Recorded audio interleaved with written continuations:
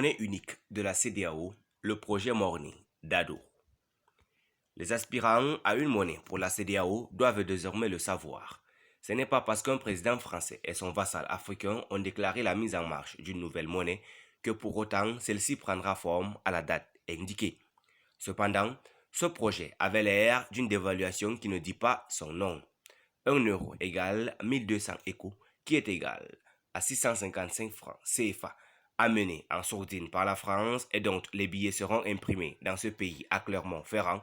Comme pour le CFA, avec ce projet fantôme, tout l'argent dans vos comptes ne vaudra que la moitié après la mise en circulation de l'écho.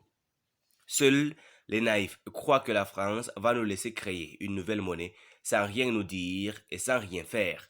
Si l'expression « la montagne a accouché d'une souris » devrait choisir un peuple, un continent ou un domicile, nul doute que l'Afrique sera sa principale maison, tant des politiques, des initiatives et des projets porteurs d'espoir lancés tambour battant, voire avec faste pour finalement engendrer déception, amertume et illusion.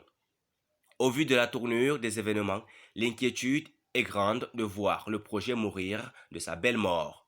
Après plusieurs reports, son lancement avait été fixé au 1er juillet 2020, mais jusque-là, rien. Dans l'esprit des porteurs du projet, il s'agira simplement, dans un premier temps, de changer le nom du CFA en ECO. Après plus de 60 ans d'indépendance, nous ne devons plus être comme des poissons qui, depuis des milliers d'années, sont toujours pêchés de la même façon sans qu'ils puissent en tirer des leçons et éviter le piège. L'union de ces États, longtemps pensée par des prédécesseurs, est vue comme le levier idéal pour aller au développement. Cette synergie recherchée ne pourra aboutir que dans une vision convergente et une politique commune de développement visant à capitaliser les moyens selon les potentialités intérieures aux États. Il s'agira de cette planification qui aiderait à relever des défis énormes auxquels ne peut faire face seul chaque État refermé sur ses frontières. Les pays africains économiquement faibles et vulnérables sont demeurés voués aux appétits des impérialistes gloutons qui continuent de déferler sur ce continent érigé en une plantation pour se servir. Cependant, ce projet permettra à la CEDEAO, à n'en point douter, d'accélérer tous les mécanismes d'intégration adoptés qui sommeillent encore dans des tiroirs. L'ère de la monnaie commune de la CEDEAO sonne le début de la fin dans la sous-région de cette exploitation servile décriée à maintes reprises par des intellectuels souverainistes. Ensemble, les États de la dite communauté se donneront du poids face au reste du monde pour faire valoir leurs intérêts. L'écho conduira inexorablement à une vision commune, à une harmonisation des actions de développement, à une mutualisation des capacités pour défendre ses intérêts convergents. La naissance de cette monnaie devrait induire une politique d'industrialisation intégrée basée sur les potentialités locales aux États.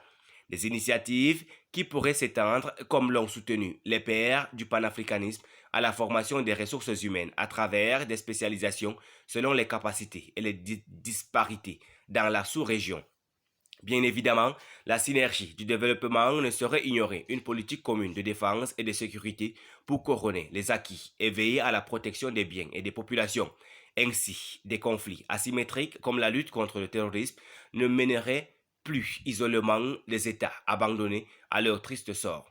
Ces conflits impliqueraient tout l'ensemble dans la mutualisation des moyens contre un adversaire commun incapable de se prospérer dans un territoire lui servant de base arrière à l'intérieur de la frontière commune. Cet exemple d'intégration en construction, s'il est réussi en Afrique de l'Ouest, avec les effets de la monnaie commune, ne tardera pas à faire tache d'huile, notamment dans la zone CEMAC, dont les États en observation n'hésiteront pas à franchir le cap. Pourquoi pas pour la création d'une vaste communauté monétaire en Afrique subsaharienne qui pourrait affecter le reste du continent et précipiter la naissance retardée des États-Unis d'Afrique. Cette grande et unique entité rêvée par des précurseurs que sont entre autres Feu Modibo Keïta, Kwame Nkrumah, Patrice Emery Lumumba, Jomo Kenyatta, etc.